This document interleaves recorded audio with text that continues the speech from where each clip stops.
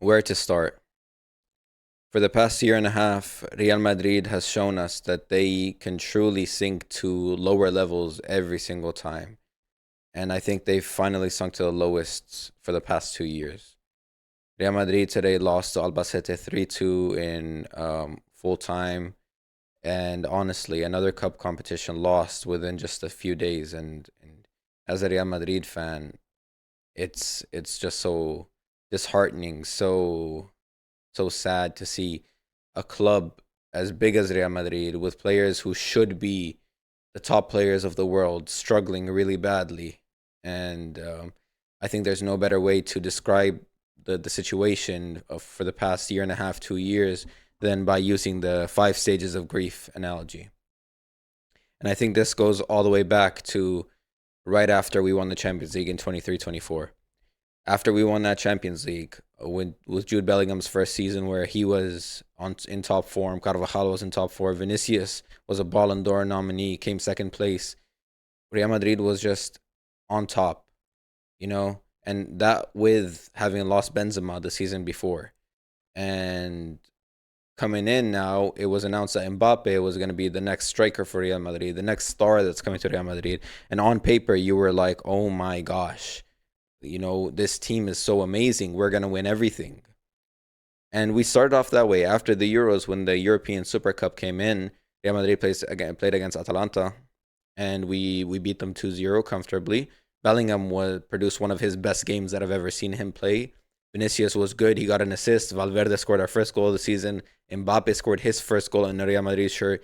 Everything looked set. We looked like we were about to start off the season in strong fashion. And I think the issue with Real Madrid is that we always do this. In After 2016, 2017, where we won the La Liga and the Champions League, and we were very strong, and then we came in, we won the European Super Cup against Manchester United, we won the Spanish Super Cup against Barcelona, and we were on top form.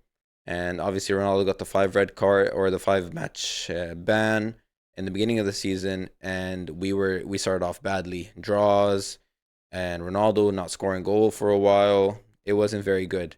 And we saw it again last season. First game last season, 1-1 draw against Mallorca away from home. And that was when we first saw the highlight. Every single attacker, including Jude Bellingham, was on the left side. Vinicius, Mbappe, Rodrigo, all drifting towards the left. And of all of them, you can maybe argue that Vinicius had the most right to be there because that was his position on the field.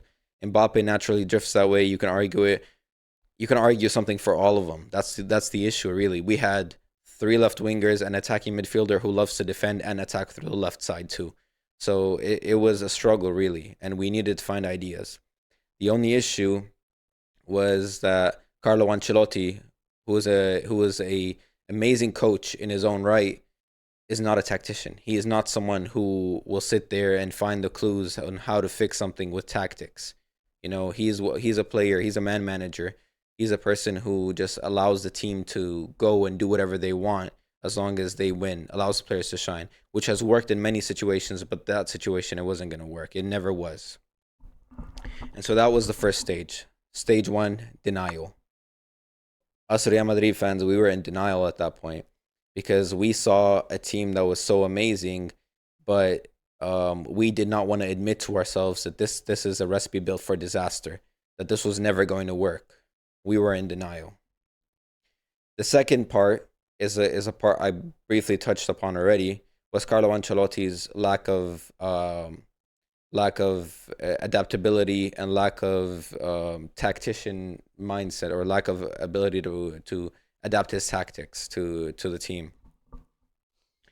And that's when bargaining comes in, because at that point we started telling ourselves, maybe it's Carlo Ancelotti, because we have Mbappe, we have Vinicius, we have Rodrigo, Bellingham, we have Militao, we have Rudiger, we have all these amazing players. How come we can't win anything? How come we're struggling to win games? And so the next part was to bargain with ourselves and bargain with the team and say, it's Carlo Ancelotti. Maybe Ancelotti should just go to Brazil and manage the Brazilian national team. I think with another coach, we'll be okay. And that's how it went till the end of the season. And I mean, not till the end of the season, probably till the beginning of the season, just in October, where we always play Barcelona. That first game against Barcelona, 4-0 loss. That's a heavy loss. Real Madrid has lost 4-0 against Barcelona before. I can admit that easily.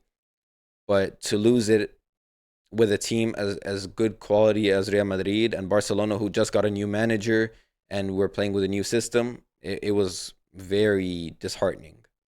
And so you said to yourself, you know what, Real Madrid, you have to bounce back. You know, Spanish Super Cup coming up, the Supercopa, we have to make it up. And Real Madrid started off good fashion, Mbappe scoring 1-0, and then we all know what happened in the end, 5-2 defeat. And so that's when the anger starts to build up. That's when stage 3 starts to happen.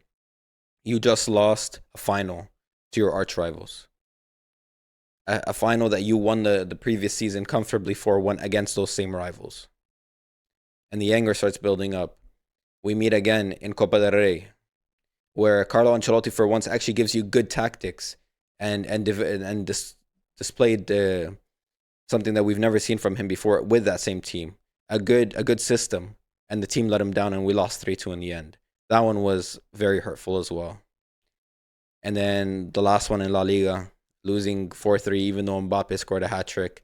You know, it just looked like the game was lost. We started off with 2-0, and then 2-2, then 3-2, and then 4-2, and then it was 4-3 in the end, I believe. And at that point, you know, we started hitting the depression part. Up until you can go back a few steps and say, hey, we're back to bargaining. You know what? Xabi Alonso's here. Xabi Alonso's here. He's coming up with these ideas. He's coming up with the system. He's coming up with the pressing, the defend through attack, Mbappe pressing, Vinny pressing, and we all know what happened. It worked for the first few months, and then he was being forced to adapt to make sure that he wins, because he was trying to make sure that the players stayed. The club preferred the players over the manager, and the player egos won. We started losing games. We started drawing games, all because of egos and players. And at that point, that's when depression starts to hit, because you start to realize that Real Madrid will never truly succeed with this team until either egos are put in check or we sell the players who are keeping us from achieving success. And now we're at the acceptance stage. Losing the final against Barcelona on Sunday, and then coming in today where it's a game that we should win. It's a game we should not struggle to win against Albacete. To show the fans that you mean something, you know, that you want something for them, that you're truly sorry for that performance. And then you go in and you lose 3-2. Not a single time were you ahead. Every single goal that was scored came from Albacete first and Real Madrid following. And all 3 goals that Real Madrid conceded were lazy, were bad defending, not man marking. A team like Albacete clearly wanted this 30 times more than Real Madrid. And now we can talk about the game. We can talk about it properly. Firstly, what do you even say? You sack Carlo Ancelotti, and then you sack Xabi Alonso, and then you bring in a manager like Arbeloa, whose style of play is similar to Jurgen Klopp's, the Gegen style pressing, you know, the pressing high to win the ball back. Didn't we just have a manager who was pressing very high to win the ball back and he just got sacked? What are we doing? And now he comes in with this formation. You know what? It's not uncommon to see academy players playing in the team and starting in the team in Copa del Rey. That's okay. But my gosh, where it was every single player lost. My gosh, Fran Garcia didn't really do much. Arda Güler had a bad game. Fede Valverde had a bad game. Our CDM from the academy, I can't even remember his name from how frustrated I am. He didn't have a good game as well, even though he's a highly rated player. Santuono scored, but really, other than that, didn't do much. Gonzalo Garcia scored again. I mean, he's a poacher. He does what he does inside the box, scores off a corner to make it 2-2. Gave some life a little bit for like a few minutes. Raul Asensio, not at fault, him and Dean Huijsen, but both. I mean, the whole team was just bad. Andre Lunin, even. Just the whole team looked bad. And now I'm going to touch on the one player who honestly irked me the most. Vinicius Jr. Arbeloa in the post-game press conference stated that Vinicius Jr. showed some character for wanting to stay on the field for 90 minutes. Are we praising a player who was close to winning the Ballon d'Or for showing character by staying on the field, for playing his team, for playing for his team. Are we joking now? Vinicius Jr. had one of his worst games that I've seen. Attempted dribbles and successful dribbles were very different. He lost the ball so many times, did not defend, did not really create much at all. Vinicius Jr. was abysmal today. Really and truly abysmal. This was the player that we put ahead of Xabi Alonso, ahead of the tactics, ahead of a potential future for Real Madrid, a potential way for us to win and continue winning, succeeding in the future. This is a player who's been struggling for the last year and a half, 2 years now, ever since winning the Champions League in 23-24. Where's the Vinny? We've been defending Vinny for the last 2 years. We've been defending Vinny from criticism everywhere, from La Liga, from the Champions League, from rival fans. We've been defending Vinny. And we've been saying, Vinny, when he comes back, he's going to be that Vinny. I don't see him. I'm sorry. When do we say enough is enough? You know, he's been getting whistled lately and he's been complaining about it. How about taking it to the chin and actually performing for once? Because at this point, what are you here for? You know, you came in the beginning of the season when Xabi Alonso was actually benching you and you started doing good. Is that what you need? Do you need to be benched again so that you could start doing good? How come when you have 90 minutes against a small team like Albacete, who's behind Real Sociedad B in their league, you can't perform, you can't do anything? How? You're Vinicius Jr. How are you going into the World Cup with this kind of form, with this kind of play style? Is this what you want to show? Complain.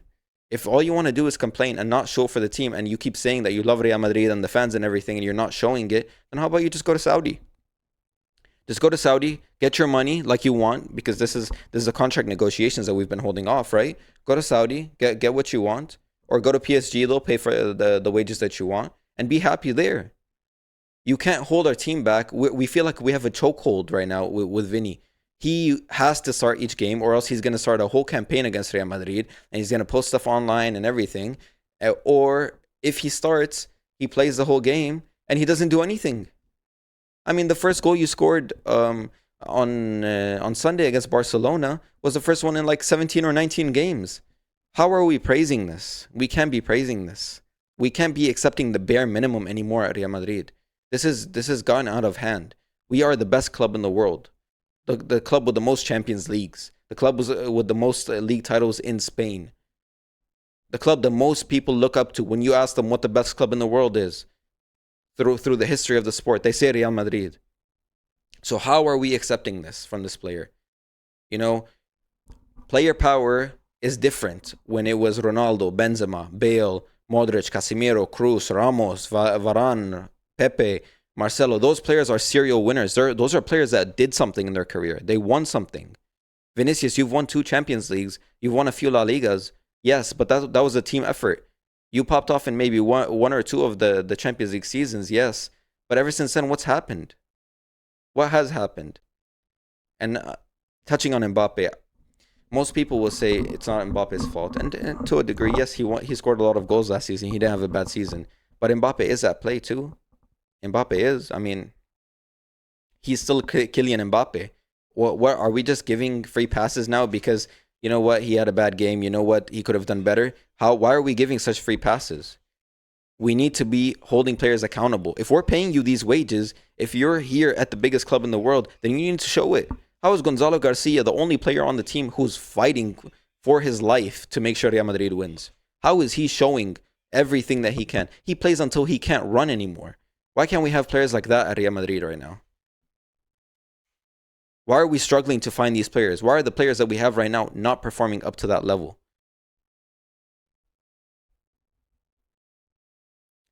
We've come to acceptance. We've accepted that this is how Real Madrid is going to be for now. And unless Florentino Perez actually grows some balls and does something for once about the players, we're going to keep struggling like this. I mean, he sold Ronaldo to Juve for 100 million at that point, and he was showing that no player is above the club. Why can't we show that now too? We need to take a firm stance and make sure that the players know that you can't just do whatever you want. It's sad to see a coach like Carlo Ancelotti leave for no reason. He had to adapt back to what the club wanted just because he was being forced to. Now all the reports are coming out and showing that he wanted to keep going how he did, and it honestly frustrates me that he didn't. That he didn't stick with what he wanted and that he folded under the pressure. I can only imagine how much pressure he was under.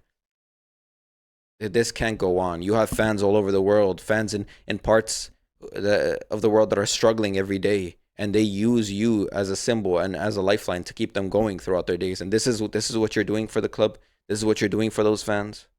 It's honestly very disappointing. I don't know what to say to you guys anymore.